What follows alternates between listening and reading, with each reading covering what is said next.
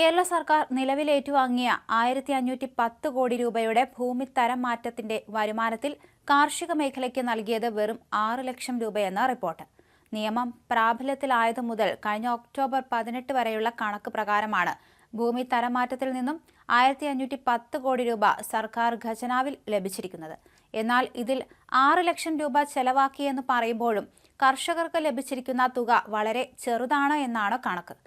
Land revenue commissioner A Kaushikan ഇത് സംബന്ധിച്ച് supreme കോടതിയിൽ സത്യവാങ്മൂലം സമർപ്പിച്ചിരുന്നു. ഇത്തരം പ്രവൃത്തിയിലൂടെ സർക്കാർ കർഷക മേഖലയോടും പ്രകൃതി സൃഷ്ടികളോടും എത്രത്തോളം അനാസ്ഥ കാണിക്കുന്നു എന്ന ചോദ്യങ്ങൾ ഉയരുന്നുണ്ട്. 15.35 കോടി രൂപ താൽക്കാലിക ജീവനക്കാരുടെ ശമ്പളം, കമ്പ്യൂട്ടർ, വാഹനങ്ങളുടെ വാടക എന്നിവയിൽ ചെലവഴിച്ചതായി പറയുന്നുണ്ടെങ്കിലും ഇത് കാർഷിക അഭിവൃദ്ധിക്കായി ഉപയോഗിച്ചതായി കരുതാനാകില്ല.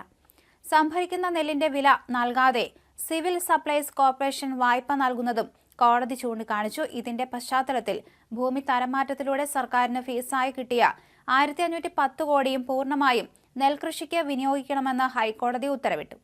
നെൽകൃഷി സംരക്ഷണത്തിനായി വിനിയോഗിക്കേണ്ട കാർഷിക അഭിവൃദ്ധി ഫണ്ടിലേക്കാണ് തുക കൈമാറേണ്ടത്. 4 മാസത്തിനകം 25% തുകയും ബാക്കി 75% ഒരു വർഷത്തിനകം 3 ഗഡുക്കളായും കൈമാറണമെന്നും chief justice Nitin Jamdar, justice S Manu എന്നിവരുൾപ്പെട്ട ബെഞ്ച് ഉത്തരവിട്ടു. ഡിസംബർ 1 മുതൽ ലഭിക്കുന്ന ഫീസ് നേരിട്ട് ഈ ഫണ്ടിലേക്ക് മാറ്റണം. ഫണ്ട് ഏതെല്ലാം ഇനത്തിലാണ് വിനിയോഗിക്കേണ്ടതെന്ന് സർക്കാർ 2 മാസത്തിനകം തീരുമാനിച്ച് റവന്യൂ വകുപ്പിന്റെ വെബ്സൈറ്റിൽ പ്രസിദ്ധപ്പെടുത്തണം. കാർഷികാഭിവൃദ്ധി ഫണ്ട് വർഷം തോറും സംസ്ഥാന ഓഡിറ്റ് വിഭാഗം ഓഡിറ്റ് ചെയ്ത് കണക്കുകൾ പ്രസിദ്ധീകരിക്കണമെന്നും കോടതി വ്യക്തമാക്കി. തൃശൂർ സ്വദേശി TN മുകുന്ദന്റെ ഹർജിയിലാണ് ഉത്തരവ്. 2008 കേരള നെൽവയൽ തണ്ണീർത്തട സംരക്ഷണ നിയമത്തിൽ കാർഷികാഭിവൃദ്ധി ഫണ്ട് വേണമെന്നുണ്ട്. വയലുകളുടെ സംരക്ഷണത്തിനും നികത്തിയ പാടങ്ങൾ കൃഷിയോഗ്യമാക്കുന്നതിനുമായി ഈ ഫണ്ട് വിനിയോഗിക്കണമെന്നാണ് ചട്ടം. ഇതിൽ നിന്ന് നെൽകൃഷി പ്രോത്സാഹനത്തിനായി തുക അനുവദിക്കുന്നില്ലെന്നായിരുന്നു ഹർജിക്കാരൻ വാദിച്ചത്. 1970കളിൽ 8 ലക്ഷം ഹെക്ടർ സ്ഥലത്തുണ്ടായിരുന്ന നെൽകൃഷി 2 ലക്ഷം ഹെക്ടറായി ചുരുങ്ങി. ഇത് കേരളത്തിന്റെ സാമൂഹിക സാമ്പത്തിക സ്ഥിതിയെ ബാധിച്ചിട്ടുണ്ടെന്നും കോടതി ഉത്തരവിൽ വിലയിരുത്തി. എന്തായാലും കാർഷിക മേഖലയ്ക്ക് സർക്കാർ നൽകിയത് 6 ലക്ഷം രൂപയെന്നാണ് പുതിയ റിപ്പോർട്ട് പുറത്തു വന്നത്. നിയമം പ്രാബല്യത്തിലായതു മുതൽ 18 വരെയുള്ള കണക്ക് പ്രകാരമാണ് ഭൂമി തരംമാറ്റത്തിൽ നിന്നും ഇത്തരത്തിൽ കോടികൾ സർക്കാർ ഖജനാവിൽ എത്തിയിരിക്കുന്നത്.